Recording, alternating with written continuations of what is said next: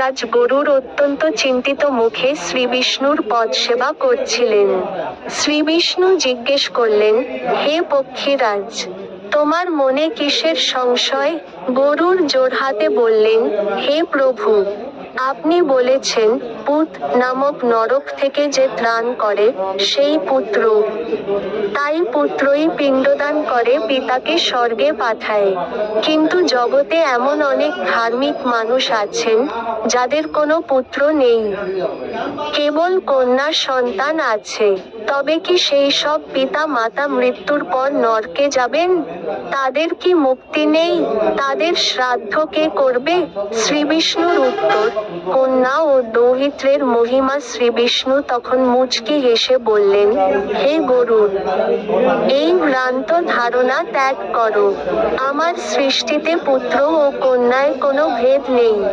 যদি কোনো ব্যক্তির পুত্র না থাকে, তবে তার কন্যা অথবা দৌহিত্র, কন্যার পুত্র বা নাতি, শ্রাদ্ধ করার সম্পূর্ণ অধিকারী। প্রভু বিষ্ণু তখন গরুড় পুরাণের প্রেতখণ্ড এবং স্মৃতিশাস্ত্রের নিয়ম ব্যাখ্যা করে শ্লোক শোনালেন। শ্লোক: মনুসংহিতা ও গরুড় পুরাণের সারাংশ।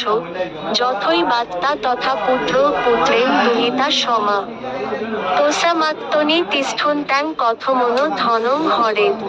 পিতা যেমন নিজের আত্মা, পুত্রও তেমনি পিতারই আত্মার স্বরূপ, আর কন্যাও পুত্রের সমান।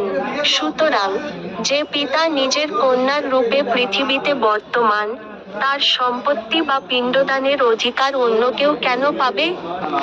অর্থাৎ কন্যায় তা পাবে।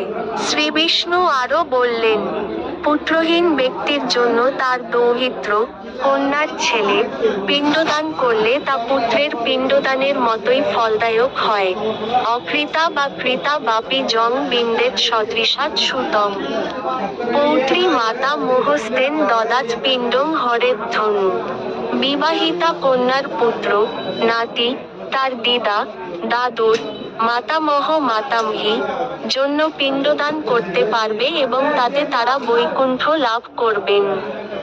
ধর্মদত্ত ও তার কন্যা সুমতির কথা শ্রীবিষ্ণু বিষয়টি বোঝানোর জন্য একটি প্রাচীন কথা বললেন। এক গ্রামে ধর্মদত্ত নামে এক পরম ধার্মিক ব্রাহ্মণ বাস করতেন। তিনি সারা জীবন পূজা অর্চনা করতেন, কিন্তু তার মনে একটাই দুঃখ ছিল, তার কোনো পুত্র ছিল না।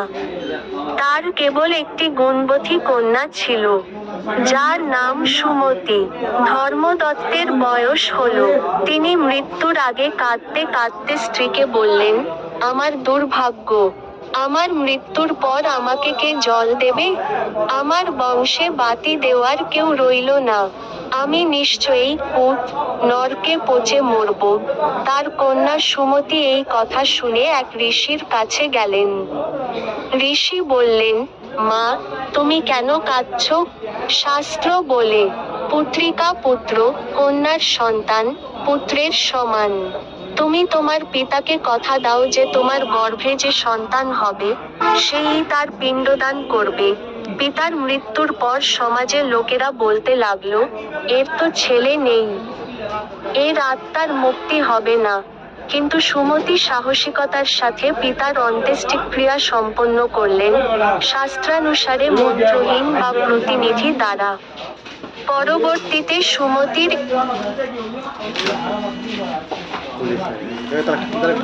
ভক্তি ভরে তার দাদু ধর্মদত্তের নামে পিণ্ডদান করল। ফলাফল, সেই রাতেই ধর্মদত্ত দিব্য শরীরে স্বপ্নে এসে কন্যাকে দেখা দিয়ে বললেন, মা রে, তোর পুত্রের দেওয়া পিণ্ডে আমি তৃপ্ত হয়েছি। যমরাজ আমাকে সসম্মানে স্বর্গে নিয়ে যাচ্ছেন। আমি আজ বুঝলাম, পুত্র আর কন্যায় কোনো তফাৎ নেই। তুইই আমার প্রকৃত সন্তান। গরুড় পুরাণের বিধি, শ্রাদ্ধের অধিকারী কে? গরুড় পুরাণে স্পষ্ট একটি তালিকা দেওয়া হয়েছে যে, পুত্র না থাকলে কে কে শ্রাদ্ধ করতে পারবে। ক্রমটি নিম্নরূপ: এক, জ্যেষ্ঠ পুত্র। 2, কনিষ্ঠ পুত্রগণ। 3, পুত্রের অভাবে পৌত্র, ছেলের ছেলে। 4, পৌত্রের অভাবে প্রপৌত্র। 5, এদের কেউ না থাকলে পত্নী, স্ত্রী। 6, পত্নী না থাকলে কন্যা, মেয়ে। 7, কন্যা না থাকলে দৌহিত্র, মেয়ের ছেলে। 8, এরা কেউ না থাকলে ভাই বা ভাইপো। শাস্ত্রে বলা হয়েছে, পুত্রাভাবে চ পত্নী সাত, তদভাবে চ সদর। পুত্র না থাকলে স্ত্রী শ্রাদ্ধ করতে পারেন, আর স্ত্রী অক্ষম হলে বা না থাকলে কন্যা শ্রাদ্ধের সম্পূর্ণ অধিকারিণী।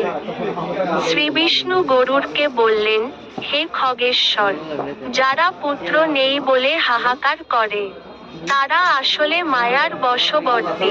কন্যা যদি ভক্তিভরে পিতামাতার সেবা করে এবং মৃত্যুর পর শ্রাদ্ধ করে বা করায়, তবে সেই পিতামাতা অবশ্যই মোক্ষ লাভ করেন। ভক্তি ও শ্রদ্ধাই হলো আসল। লিঙ্গভেদ শরীরের, আত্মার নয়। যাদের পুত্র নেই, তাদের ভয়ের কোনো কারণ নেই। কন্যা বা কন্যার সন্তান, নাতি, পিণ্ডদান করলে তা 100 ভাগ গ্রাহ্য হয় এবং আত্মা শান্তি পায়। কপি হরে কৃষ্ণ। নমস্কার। बैंक पर वो